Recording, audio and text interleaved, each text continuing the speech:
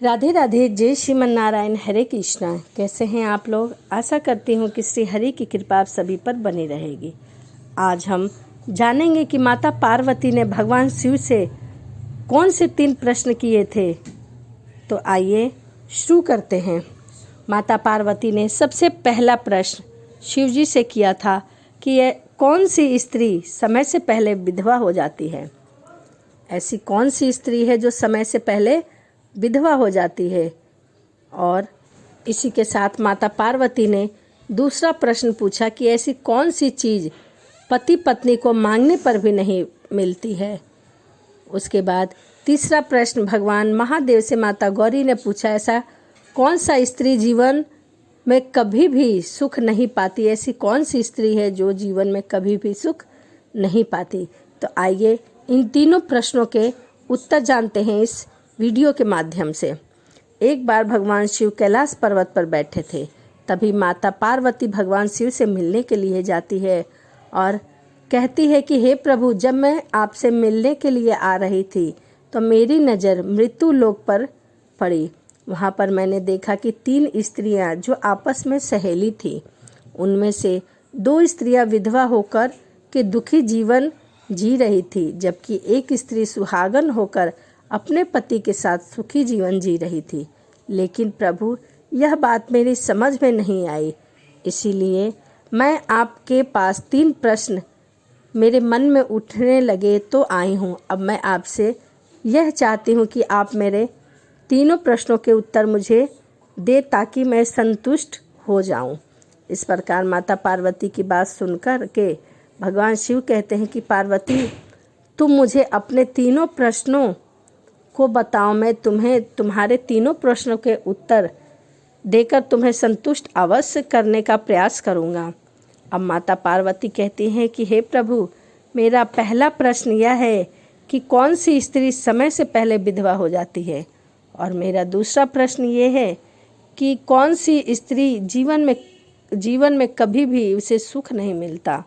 और इसी के साथ तीसरा प्रश्न ये है कि ऐसी कौन सी चीज़ है जो एक पत्नी अपने पति को मांगने से भी नहीं देती। इस प्रकार माता पार्वती के तीनों प्रश्न सुन करके भगवान शिव कहने लगे, पार्वती, तुम जिन स्त्रियों की बात कर रही हो उनमें से 2 स्त्रियां विधवा होकर के अपना दुख जीवन जी रही हैं और वहीं पर एक स्त्री यानी कि तीसरी स्त्री स्वाधीन होकर के अपने पति के साथ अपना सुख जीवन जी रही है।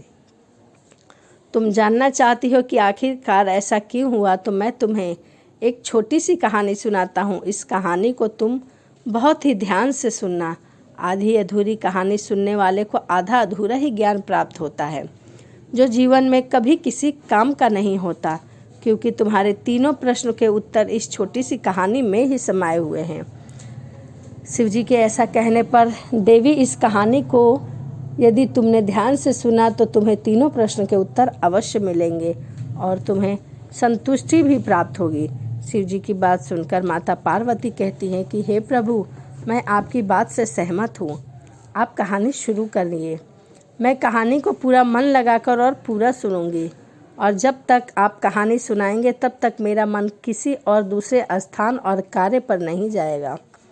शिव जी बोले, पार्वती, सबसे पहले मैं तुम्हें उस स्त्री की कहानी सुनाता हूँ जो सुहागन बनकर के सुखी जीवन जी रही है। शिव जी बोले, जिस सुहागन स्त्री की तुम बात कर रही हो वह सुहागन स्त्री एक राजा के नौकर की पत्नी है, और जिस नौकर की वह पत्नी है उस नौकर को अपना पति पर पूरा विश्वास और भरोसा है। वह अर्थात उसकी पत्नी पतिव्रता है। उसकी चर्चा वह अपने साथियों में बार बार करता है। अब देखो, एक दिन की बात है कि उस राजा ने नौकर ने अपनी पत्नी की प्रशंसा इतनी की कि धीरे धीरे बात पूरे राज्य में फैल गई। फिर उस राजा ने अपने नौकर को बुलाया और उस नौकर से कहा कि तुम किसी से अपनी पत्नी की प्रशंसा करते रहते हो कि तुम्हारी पत्नी पतिव्रता है। क्या वास्तव में तुम्हारी पत्नी पतिव्रता है? क्या तुम्हें पूर्ण विश्वास है? भगवान शिव कहते हैं कि पार्वती, इस प्रकार राजा की बात सुनकर के नौकर कहने लगा, महाराज, मुझे पूर्ण विश्वास है कि मेरी पत्नी पतिव्रता है। अब इस समय पर राजा का महामंत्री कहने लगता है कि यदि मैं तुम्हारी पत्नी का पतिव्रता धर्म खंडित कर दूं तो तुम्हें क्या सज़ा मिलनी चाहिए। तो नौकर ने कहा, यदि तुम मेरी पत्नी का पतिव्रता व्रत खंडित कर देते हो तो महाराज मुझे फांसी लगा देना। अब वह फिर से कहता है कि महाराज, यह मेरी पत्नी का पतिव्रत धर्म खंडित नहीं कर पाएगा, तो इनको क्या सज़ा मिलनी चाहिए। तो राजा ने कहा, मंत्री को भी फांसी की ही सज़ा दी जाएगी। भगवान शिव कहते हैं कि पार्वती मंत्री ने यह स्वीकार कर लिया और नौकर से पूछा कि क्या तुम वस्तु लाऊं जिससे तुम मान लोगे कि तुम्हारी पत्नी का धर्म खंडित करने में सफल हुआ। तो नौकर ने कहा, मंत्री, यदि तुम मेरे घर से जाकर मेरे विवाह के समय पर मुझे एक फटका मिला था और एक कटोरा मिला था जो दूल्हे को देते हैं, उसे मेरी पत्नी बहुत ही संभाल के रखती है, जो सुहाग की निशानी मानी जाती है।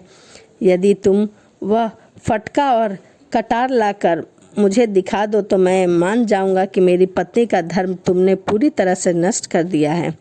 अब भगवान शिव कहने लगे कि पार्वती शर्त स्वीकार हो जाने के बाद में वह मंत्री शहर में जाता है और एक दूती से जाकर मिलता है। वह दूती मजदूरी का काम करती है और जो काम कोई नहीं करता उस काम को करने में वह सक्षम थी।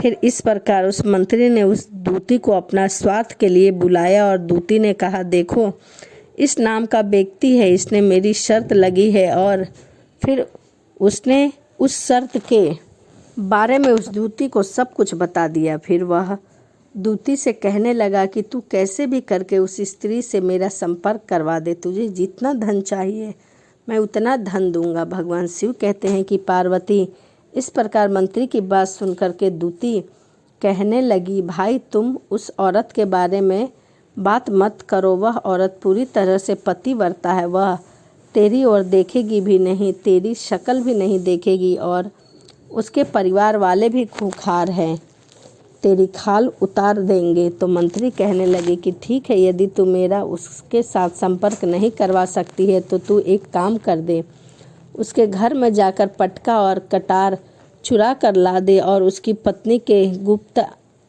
गुप्तांग के पास में यदि कोई चिन्ह हो तो वह भी चिन्ह मुझे देख कर के बता दे, फिर मैं तुझे तेरा मुँह मांगा इनाम दूंगा।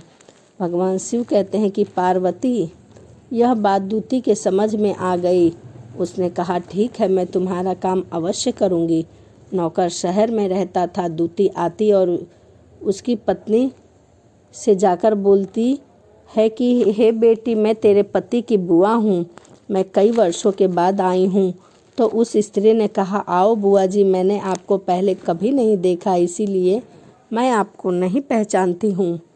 और इस प्रकार उस दूती को उस नौकर की पतिव्रता स्त्री ने बहुत सम्मान दिया, मगर उसे क्या मालूम था कि यह उसके साथ दूती छल करने आई है। अब भगवान शिव कहते हैं कि पार्वती इस प्रकार वह दूती उस पतिव्रता स्त्री के साथ में 2 दिन तक रुकी। जिस समय वह स्त्री स्नान करने लगी तो दूती उठकर के उस पतिव्रता स्त्री की कमर मलने लगी। उस पतिव्रता स्त्री ने बहुत मना किया, फिर वह दूती नहीं मानी और कहने लगी कि तुम मेरी बेटी से भी प्यारी लगती हो, तुम मना मत करो, मेरी तुम्हारी मुलाकात पहली बार हुई है। अब ऐसा कहकर दूती मुंह पर हाथ फेरने लगी। फिर आँखों को धोने के बहाने से उस दूती ने उस पतिव्रता स्त्री की आँखों में पानी मार दिया और उस स्त्री की आंखें बंद हो गई। इस प्रकार गुप्त अंग के पास जांघ पर उस स्त्री के एक तिल था जो उस दूती ने देख लिया। बस उसका काम बन गया। उधर स्नान करने के बाद जब वह पतिव्रता स्त्री रसोई में खाना बनाने गई तो दूती को मौका मिल गया और उसने फटका और कटार उस नौकर के घर से चुरा लिया और वह वहां से चुपके से भाग गई और जाकर के दूती वह फटका और कटार उस मंत्री को दे दिया और उस पतिव्रता स्त्री के जांघ पर तिल के निशान भी बता दिए। भगवान शिव कहते हैं कि हे पार्वती, फिर वह मंत्री पटका और कटार लेके सीधा राजा के दरबार में पहुंचा। राजा ने जाकर कहा, महाराज, मैं नौकर की पत्नी के पास 2 दिन रह कर आया हूँ। यह पटका और कटार उसी के हाथों से लेकर आया हूँ। फिर तो राजा ने दरबार लगाया और नौकर को बुलाया तथा महामंत्री से सभा में पटका और कटार नौकर को दिखाने के लिए कहा। फिर राजा की आज्ञा पाकर मंत्री ने उस नौकर को पटका और कटार दिखाई और उसकी पत्नी की जांघ पर तिल भी बताया तो नौकर मान गया कि वास्तव में आज मेरी पत्नी ने अपना पतिव्रता धर्म पूरी तरह से भंग कर दिया। भगवान शिव कहते हैं कि पार्वती, फिर तो राजा 15 दिन के लिए नौकर को कारागार में डलवा दिया और कहा, नौकर को 15 दिन बाद फांसी पर चढ़ाया जाएगा। इस प्रकार नौकर से उसकी अंतिम इच्छा पूछी गई तो नौकर ने कहा कि मैं अपनी पत्नी से अंतिम बार मिलना चाहता हूँ। भगवान शिव कहते हैं कि पार्वती, इस प्रकार राजा ने उस नौकर को आज्ञा दे दी कि ठीक है, तुम अपनी पत्नी से मिल सकते हो।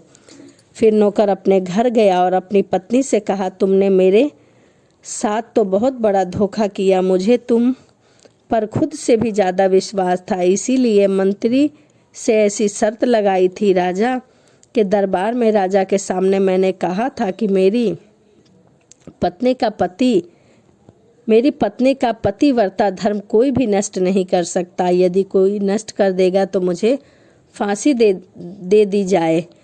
मेरे साथ विश्वासघात करके तुमने ठीक नहीं किया। भगवान शिव कहते हैं कि पार्वती, उस पतिव्रता स्त्री ने अपने पति को सारी बात बतलाई मगर उसे विश्वास नहीं हुआ और वह फिर राजा के दरबार में पहुंच गया। फिर उसे कैद में डलवा दिया गया। भगवान शिव कहते हैं कि हे पार्वती, उधर नौकर की पतिव्रता पत्नी ने परमात्मा को याद किया और अपना भेष बदलकर राजा के दरबार में गई और राजा से नाच दिखाने की आज्ञा मांगने लगी, क्योंकि वह स्त्री बहुत ही सुंदर थी और उधर राजा नाच गाने के शौकीन थे। इसीलिए राजा ने आज्ञा दे दी कि सभी मंत्री, महामंत्री आदि उपस्थित होकर इस सुंदरी का नाच करवाने की पूरी व्यवस्था करें। भगवान शिव कहते हैं कि पार्वती, फिर तो सब मंत्री, महामंत्री, राजा आदि दरबार में उपस्थित हुए। फिर उस नौकर की पत्नी ने जब नाचना शुरू किया तो राजा को उस स्त्री का नाच बहुत सुंदर लगा। फिर राजा ने कहा कि तुम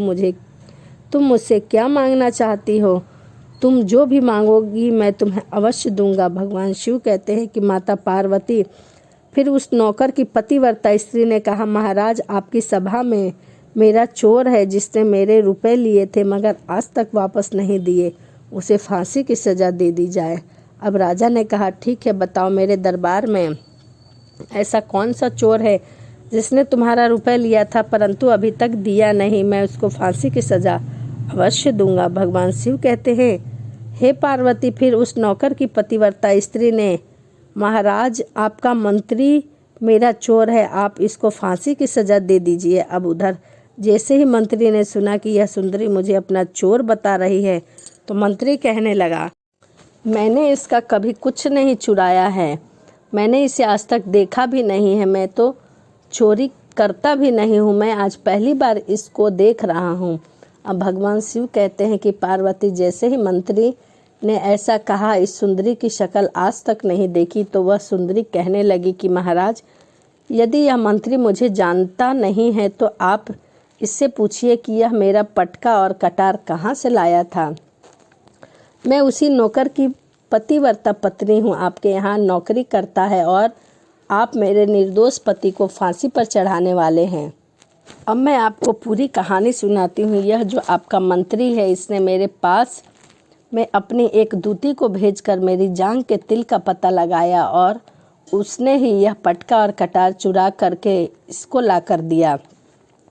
और आपके मंत्री के द्वारा भेजी गई दूती जब मेरे घर पर आई है तो मुझसे कहती है कि वह मेरे पति की बुआ है, वह पहली बार आई है, इसीलिए मैं उनको पहचान न सकी। और महाराज, इस प्रकार मैंने उस स्त्री को अपने यहाँ पर बहुत सम्मान दिया और अपने यहाँ पर ठहरने की व्यवस्था की। भगवान शिव कहते हैं कि पार्वती, इस प्रकार उस नौकर की पतिव्रता स्त्री की बात को सुन करके राजा ने दूती को बुलवाया और फिर उस दूती ने राजा को सारी सच्चाई बताई। फिर राजा ने उस नौकर को छोड़ दिया और मंत्री को फांसी पर चढ़ा दी। भगवान शिव कहने लगे कि पार्वती, इस प्रकार उस नौकर की पतिव्रता स्त्री ने कहा कि मैं अपने पति से बहुत प्यार करती हूँ, मैं एक चरित्रवान स्त्री हूँ, कभी भी अपने पति का नाम तक अपने मुंह से नहीं लेती हूँ। अब भगवान शिव कहते हैं कि पार्वती, मेरी कहानी पूर्ण हुई, अब तुम अपने तीनों प्रश्नों के उत्तर सुनो। तुम्हारा पहला प्रश्न था कि कौन सी स्त्री समय से पहले विधवा हो जाती है। तो जो स्त्री अपने पति का नाम लेती है वह समय से पहले विधवा हो जाती है, क्योंकि पति का नाम लेने से पति की उम्र कम हो जाती है और समय से पहले ही उसके पति की मृत्यु हो जाती है। ऐसी स्त्रियां जो अपने पति का नाम लेती हैं समय से पहले ही विधवा हो करके दुखी जीवन जीती है। बस यही राज की बात है कि तुम 3 सहेलियों की बातें कह रही थी, जिनमें से 2 विधवा थी और एक वह नौकर की पत्नी थी जो पतिव्रता स्त्री थी। वह पतिव्रता स्त्री कभी भी अपने पति का नाम अपने मुंह से नहीं लेती थी। उधर वो 2 स्त्रियां जो विधवा होकर के जीवन जी रही थी, वह हमेशा अपने पति का नाम लेकर के ही अपने पति को बुलाती थी, जिनकी वजह से उनके पति की उम्र कम हुई और फिर वह दोनों स्त्रियां समय से पहले ही विधवा हो गईं और आज वह दुखी जीवन जी रही हैं।